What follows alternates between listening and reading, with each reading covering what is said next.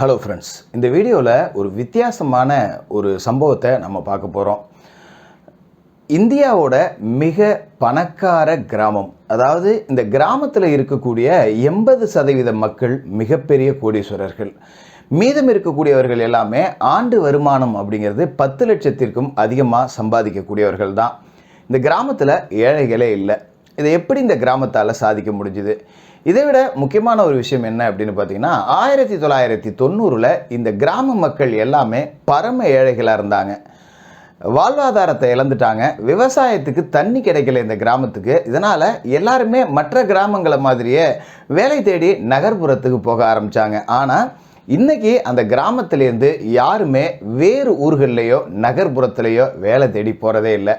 அது மாதிரி கடந்த காலகட்டத்தில் வேலை தேடி போனவர்கள் கூட மறுபடி கிராமத்துக்கே வந்துட்டாங்க. அந்த அளவுக்கு கிராமமே செல்வ செழிப்போடு இருக்குது. இந்தியாவோட மிக பணக்கார கிராமம் அப்படிங்கிறது இதுதான்.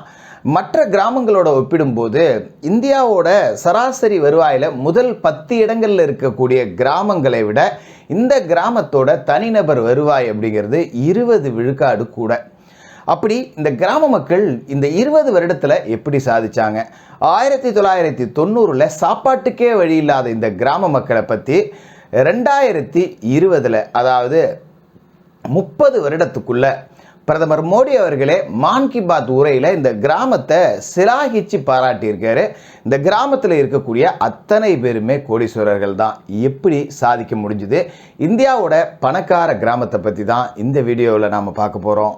மகாராஷ்டிரா மாநிலம் அகமது நகர் மாவட்டத்தில் இருக்கிற ஹிவ்ரே பஜார் அப்படிங்கிற கிராமம் தான் இந்தியாவிலேயே பணக்கார கிராமமாக இருக்குது.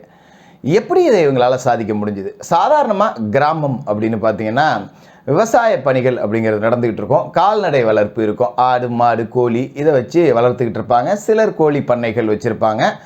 ஒரு கிராமத்தில் எடுத்துக்கிட்டிங்கன்னா ஒரு 10 பேர் செல்வந்தர்களாக இருப்பாங்க. பெருநிலக்கிழார்களாக இருப்பாங்க. அவங்கக்கிட்ட ஏக்கர் கணக்கில் நிலம் இருக்கும்.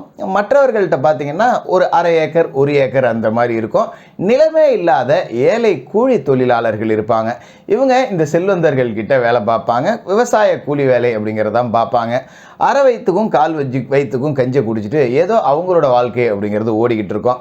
இந்தியாவோட முதுகெலும்பு விவசாயம் அப்படின்னு இருந்தாலும் கூட ஏழை விவசாயிகள் இன்னமும் இருந்துக்கிட்டு தான் இருக்காங்க. விவசாயிகளோட தற்கொலை அப்படிங்கிறதும் தொடர்ந்துக்கிட்டே தான் இருக்குது. இதுக்கு ஒரு முடிவே இல்லையா? நிச்சயமாக இதுக்கு முடிவு இருக்குது அப்படின்னு இந்தியாவுக்கே உறக்க சொன்ன ஒரு கிராமம் தான் ஹிவ்ரே பஜார் கிராமம். மகாராஷ்டிரா மாநிலம் அகமது நகர் மாவட்டத்தில் இருக்கிற இந்த ஹிவ்ரே பஜார் கிராம மக்கள் 1990 சாப்பாட்டுக்கே கஷ்டப்பட்டவர்கள். ஏன்னா இங்கே நிலத்தடி நீர்மட்டம் அப்படிங்கிறது குறைஞ்சிக்கிட்டே போயிடுச்சு. இதனால் விவசாயத்திற்கான நீர் ஆதாரம் அப்படிங்கிறதும் இல்லாமல் போயிடுச்சு. இதனால் இந்த கிராமத்தை சேர்ந்த மக்கள் எல்லாருமே பல ஊர்களுக்கு இடம்பெயர்ந்து வேலைக்காக வயிற்று பிழைப்புக்காக போக ஆரம்பித்தாங்க. இது ஒரு விதமான சலிப்பை அந்த கிராம மக்களுக்கு உண்டாக்குச்சு. இந்த நேரத்தில் தான் நம்ம மண்ணை இழந்துட்டு நாம் போகக்கூடாது, நம்ம ஊரை நாம தான் முன்னின்று முன்னேற்றி காட்டணும் அப்படின்னு சில இளைஞர்கள் ஒருங்கிணைஞ்சாங்க. சார்பாஞ்ச் போபட் ராவ் பவார் அப்படிங்கிறவர் தலைமையில் இந்த கிராமத்தில் ஒரு வன மேலாண்மை குழு அப்படின்னு ஒரு குழுவை உருவாக்குனாங்க. இந்த குழுவோட உறுப்பினர்கள் எல்லாமே இந்த கிராமத்தை சேர்ந்தவர்கள் தான். அவங்க ஒரு 7 அம்ச திட்டம் அப்படிங்கிறத கையில் எடுத்தாங்க. இந்த 7 அம்ச திட்டம் தான் இன்னைக்கு இந்தியாவுக்கே முன்மாதிரி கிராமமாக இந்த ஹிவ்ரே பஜார் கிராமத்தை மாற்றி காட்டியிருக்கு. இந்த 7 அம்ச திட்டம் என்ன அப்படின்னா, முதல்ல மக்கள் எல்லாருமே ஒருங்கிணைஞ்சு கிணறுகளை தோண்ட ஆரம்பித்தாங்க. இதுக்கு யாருக்கும் சம்பளம் அப்படிங்கிறது கிடையாது. இன்றைக்கி ஒருத்தர் வீட்டில் கிணறு வெட்டுறோம், நாளைக்கு ஒருத்தர் வீட்டில் கிணறு வெட்டுறோம் அப்படின்னு ஒருங்கிணைஞ்சு வேலை செஞ்சு அவங்களோட நீர் ஆதாரத்தை முதல்ல உறுதிப்படுத்தினாங்க. அதன் பிறகு அவங்க செய்த முதல் வேலை என்ன அப்படின்னா, மழை நீரை சேமிக்கணும் அப்படிங்கிறதுக்காக அந்த ஊரோட ஏரிகள் அந்த கண்மாய்கள் எல்லாத்தையுமே ஊர் மக்களே ஒருங்கிணைஞ்சு எல்லாத்தையுமே தூர்வாரி மழை நீரை சேமிக்கணும் அப்படின்னு முடிவு செஞ்சாங்க. அதன் பிறகு இவங்க செய்த இன்னொரு விஷயம் என்ன அப்படின்னா, அதிக நீர் தேவைப்படக்கூடிய தாவரங்கள் விதைக்கிறத தடை செஞ்சாங்க. எந்த பயிருக்கெல்லாம் அதிக நீர் தேவையோ அந்த பயிர் இந்த மண்ணில் விதைக்கவே கூடாது அப்படின்னு ஊர் மக்கள் எல்லாரும் ஒன்று கூடி ஒரு முடிவெடுத்தாங்க. இது நாள் வரைக்கும் அந்த கட்டுப்பாடு அப்படிங்கிறத கடைபிடிக்கிறாங்க. அதே மாதிரி இந்த ஊர் மக்கள் மற்றவர்களோட வயல்கள்லையோ இல்லை விவசாய பணிகள்லையோ ஈடுபடும் போது சம்பளம் வாங்க மாட்டாங்க. ஒட்டுமொத்த ஊரையும் ஒரு 10 குழுவாக பிரிப்பாங்க.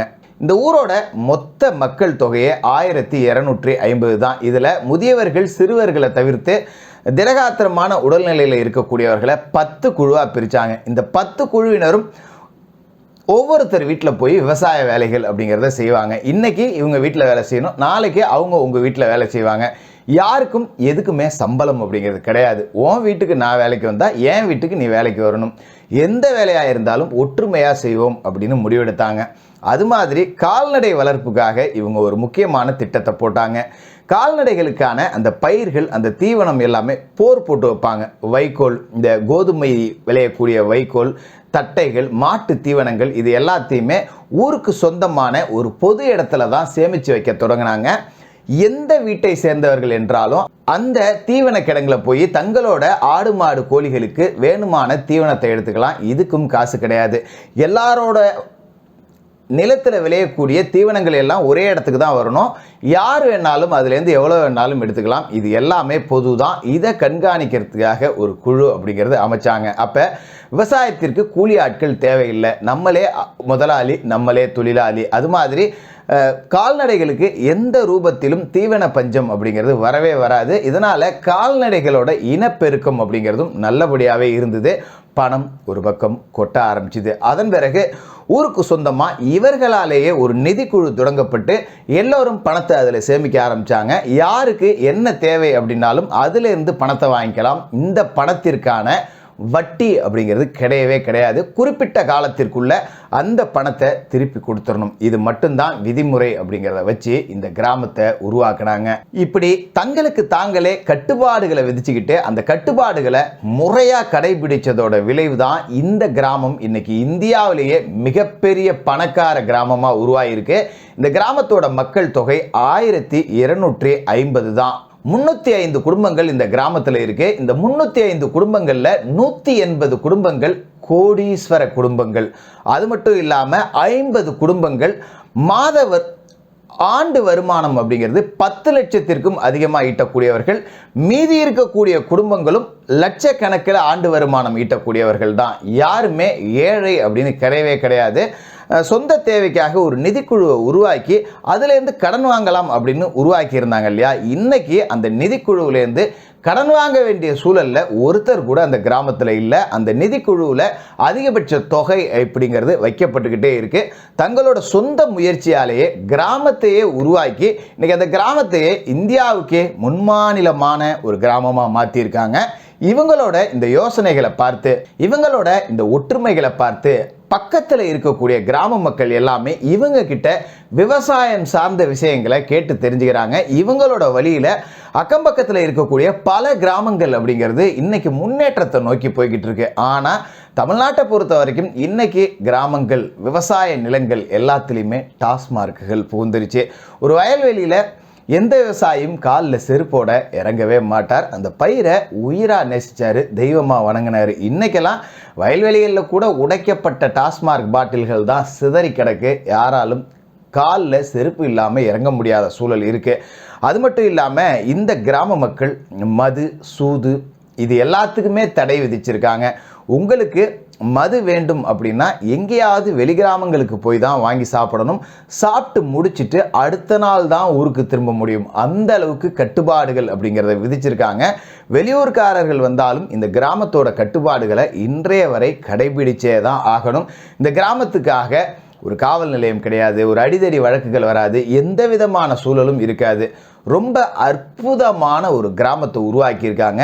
இந்த கிராமத்தோட வளர்ச்சியை பார்த்து வெளியில் புலம்பெயர்ந்து போன மக்கள் எல்லாமே தங்களோட சொந்த கிராமத்துக்கு திரும்ப ஆரம்பிச்சிருக்காங்க. அந்த அளவுக்கு இந்தியாவுக்கு மட்டும் இல்லை, உலகத்துக்கே முன்மோடியாக உருவாகிருக்கு இந்த ஹிவ்ரே பஜார் கிராமம். இந்த கிராமத்தோட வளர்ச்சியை பார்த்து 2020 வருடம் ஏப்ரல் 24 கொடுக்கப்பட்ட மான் கி பாத் உரையில் பிரதமர் மோடி அவர்கள் இந்த கிராமத்தை சிலாகிச்சு பேசியிருக்காரு. ஹிவ்ரே பஜார் கிராமம் அப்படிங்கிறது இந்தியாவுக்கே முன்மாதிரியாக இருக்குது. நாம் வழக்கம் போல் வடக்கனுங்க, பானிபூரி வாயனுங்க, பீடா வாயனுங்கன்னு அவனுங்களை ட்ரோல் பண்ணிக்கிட்டு தினம் டாஸ்மார்க் வாயனுங்களாக நாம் மாறாமல் ஹிவ்ரே பஜார் கிராமத்தை ஒரு முன்மாதிரியாக எடுத்துக்கிட்டு வளர்ச்சி பாதையை நோக்கியும் தனி மனித ஒழுக்கத்தையும் ஊர் கட்டுப்பாடுகளையும் கடைபிடித்து வாழ்ந்தா தமிழகத்தில் இருக்கக்கூடிய எல்லா கிராமங்களும் ஹிவ்ரே பஜார் மாதிரி முன்னுக்கு வரும். அந்த நாள் வருமானு பொறுத்திருந்து பார்ப்போம்.